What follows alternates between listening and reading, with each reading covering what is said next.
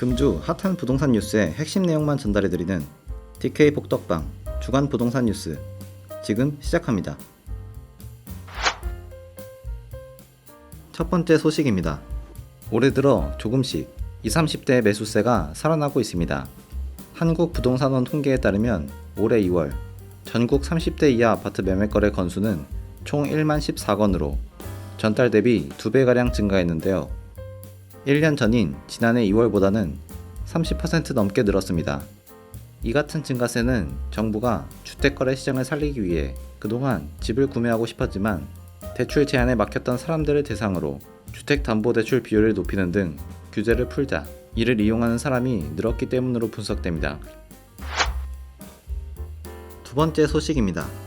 그동안 1순위 청약 미달로 전전긍긍했던 경기도 동탄 지역이 반도체 클러스터 조성 호재로 다시금 부상하고 있습니다. 경기도 용인시 처인구에 대규모 반도체 클러스터 조성이 이뤄진다는 소식에 동탄 이 신도시 일대에 분양되는 단지에 이목이 집중되는 것인데요. 한국부동산원 청약홈에 따르면 동탄 파크릭스 2차 아파트의 1순위 청약이 진행된 결과 평균 경쟁률 6.96대 1을 기록했습니다. 지금까지 동탄 지역의 분양 성적은 1대 1.5 수준이었지만 이번만큼은 달랐는데요. 이처럼 반도체 단지 조성 호재는 반세권이라는 신조어를 만들어내며 부동산 시장의 새로운 키워드로 떠오르는 중입니다. 세 번째 소식입니다. 코오롱 글로벌이 서울 강북구 번동에 모아타운 후보지를 연달아 수주하며 브랜드타운화에 적극적으로 나서고 있습니다.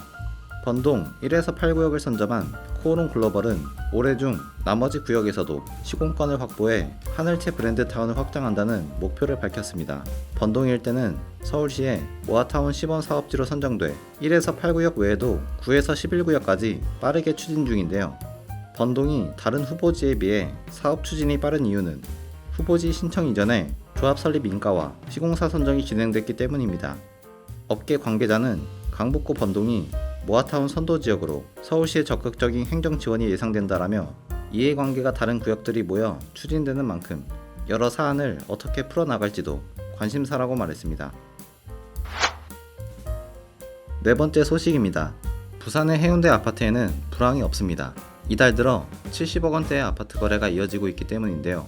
국토교통부 실거래가 공개 시스템 자료에 따르면 지난 5일 부산 해운대구 우동 지역의 해운대 아이파크 전용 219.94제곱미터 타입이 70억 원에 직거래되며 신고가를 기록했습니다. 지난해 같은 지역의 해운대 경동 제이드 전용 234.7제곱미터 타입이 75억 원으로 첫 70억 원대를 기록한 이후 두 번째 기록입니다. 부산 해운대는 부동산 침체기에도 이례적인 거래 기록을 보여주고 있는데요.